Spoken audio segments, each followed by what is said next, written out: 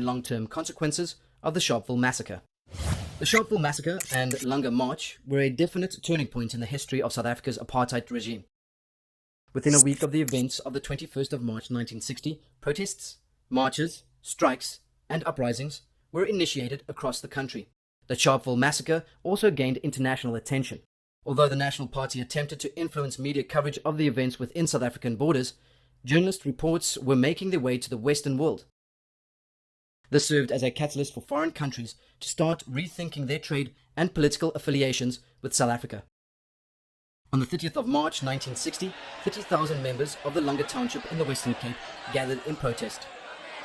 Although the march was in solidarity with the anti-pass law movement, emotions ran high due to recent deaths that had occurred in Langa on the same day as the Sharpeville Massacre. As the crowd grew, the march moved slowly and peacefully towards the Cape Town city centre. Their leader, Philip Khosana, negotiated with police and asked to have a meeting with the Minister of Justice. He was promised a meeting if he would arrange for the crowd to disperse. With the memory of Sharpeville and the possibility of more violence on everybody's minds, Khosana and the crowd agreed. But as soon as the protesters had made their way back to the township, Khosana was arrested and charged with disturbing the peace. On that same day, the government declared a state of national emergency and, over the following weeks, arrested 18,000 people, including known ANC leaders. The PAC and the ANC were banned as threats to the safety of South Africans.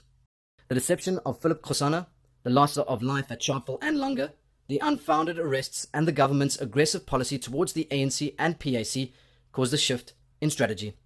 It had become clear that peaceful protests and non-violent action would only be met with aggression.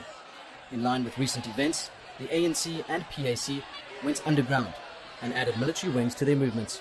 The ANC initiated Umkhonto weSizwe, and Boko was established by the PAC.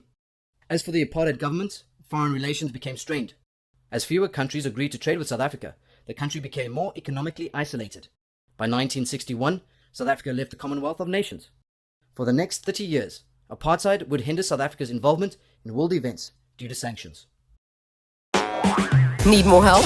Subscribe to our channel or dive into our expert textbooks and get that learning edge.